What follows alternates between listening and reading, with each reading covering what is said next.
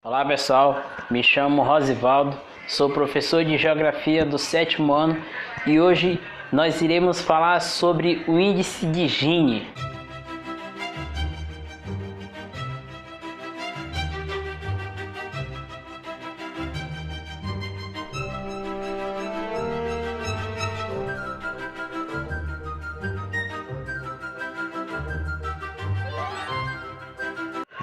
Pois bem pessoal, na última aula nós falamos sobre o IDH. Nós terminamos o capítulo falando sobre o IDH, que é o Índice de Desenvolvimento Humano.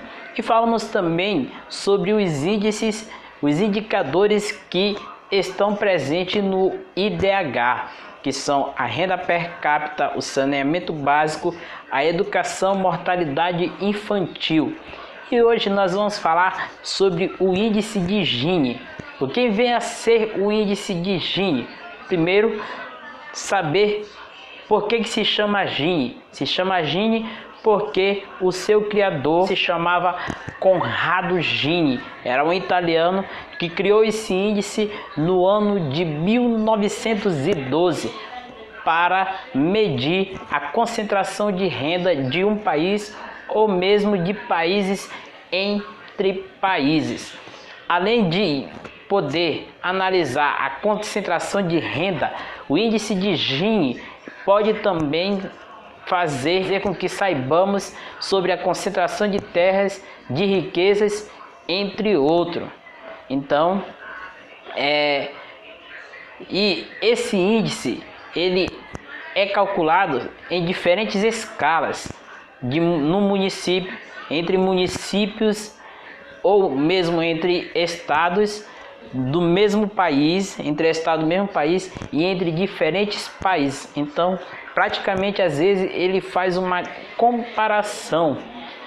E a medida do índice ela é de 0 a 1, sendo que estando mais próximo do zero indica uma desigualdade de renda menor, e estando mais próximo do 1 existe uma desigualdade de renda maior. Alguns países calculam de 0 a 100, não é o caso do Brasil. O Brasil faz o cálculo de 0 a 1. Então, esse índice ele possui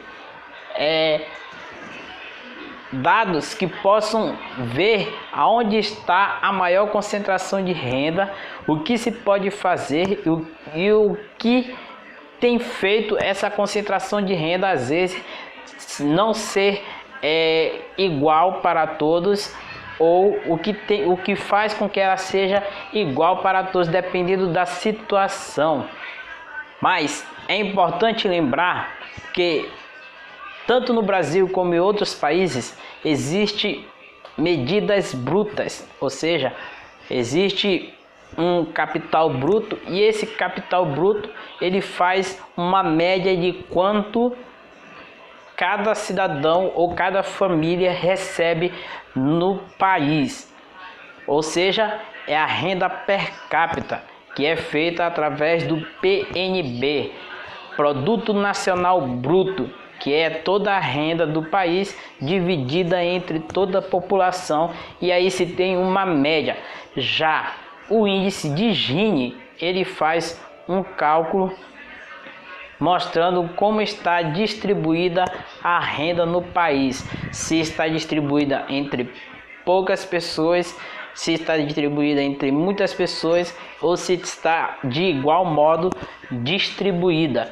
E nós temos uns dados aqui no Brasil em que mostra que a renda está desigual.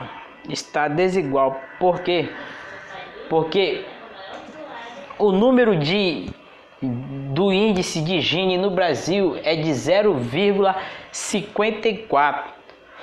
Isso mesmo, 0,54, o que mostra que a concentração de renda ou de riquezas no Brasil está cada vez mais na mão de poucas pessoas e a desigualdade está maior. Isso o índice de Gini nos mostra claramente. E isso é um índice que foi feito no ano de 2016. Não, são 4 anos de diferença, talvez não tenha tanta diferença hoje em dia. E quais as vantagens do índice de Gini? Tem as vantagens. Pode ser utilizado para comparar distribuição de renda ou concentração de bens, riquezas e terra, etc., entre diferentes setores da população, por exemplo, entre zonas urbanas e rurais. Então, o índice de Gini pode mostrar como está a distribuição de terras, de riqueza e de bens entre diferentes regiões, como a região urbana ou a região rural de um município, de um estado ou de um país. Então, o índice de Gini pode muito bem mostrar isso daí. Outra vantagem, trata-se de um índice simples e de fácil interpretação.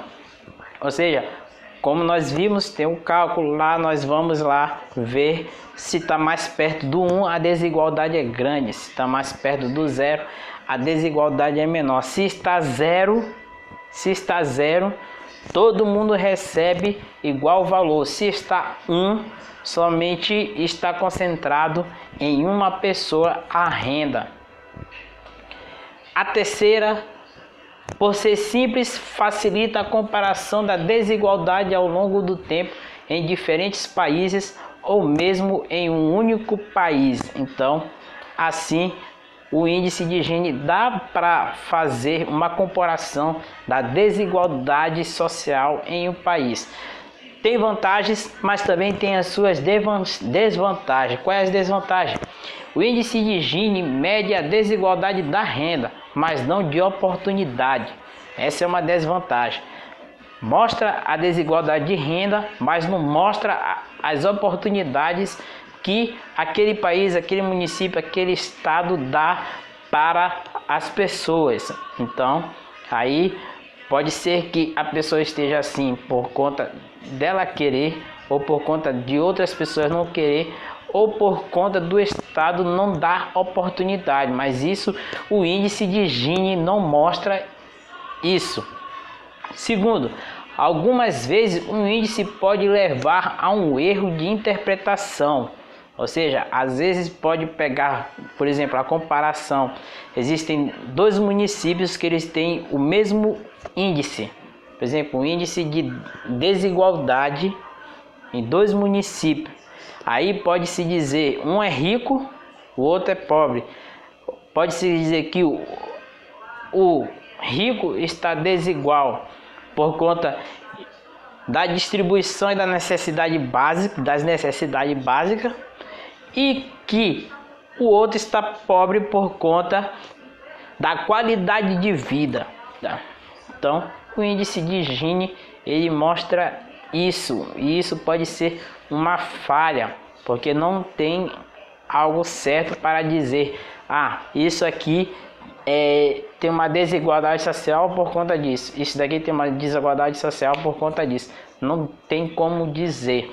E o terceiro, o índice de Gini mede a desigualdade em determinado momento, baseado apenas na concentração de renda, ignorando as mudanças que podem ocorrer na vida das pessoas. Então, o índice de Gini, ele mostra só aquele determinado momento. Por exemplo, saiu em 2016 a concentração de renda, e o índice de Gini só trabalhou aquele momento, não trabalhou se poderia ter um avanço nisso em outros períodos e como foi em outros períodos. Não trabalha. O índice de Gini trabalha a concentração de renda naquele momento. Não mostra se pode haver um crescimento ou uma decadência contínua.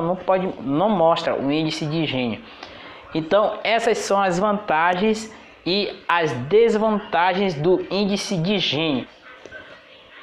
E através do índice de 2016 nós podemos ver o Brasil entre os 10 piores índices de desigualdade no mundo. como um país desigual em termos de concentração de renda.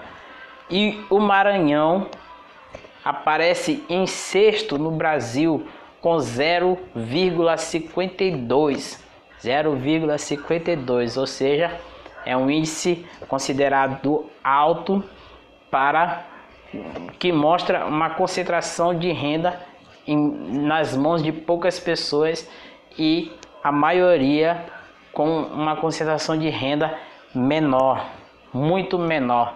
Então, no Brasil, o estado que mostrou uma menor desigualdade de renda foi o estado de Santa Catarina. O estado de Santa Catarina mostrou o menor índice de desigualdade, que foi 0,42. Então, pessoal, é isso a aula de hoje. Eu queria que vocês respondessem essa questão da página 64, que mostra a primeira questão, que mostra um mapa do Brasil. Mostra o mapa do Brasil e nesse mapa tem as perguntas A, B e C. Vai perguntar o que é densidade demográfica, qual é a densidade demográfica do Brasil, qual é a região mais povoada e menos povoada de nosso país. Então vocês vão responder essas 3 perguntas da primeira questão da parte de panorama, seção panorama. Vocês vão responder isso e até a próxima, pessoal. Valeu!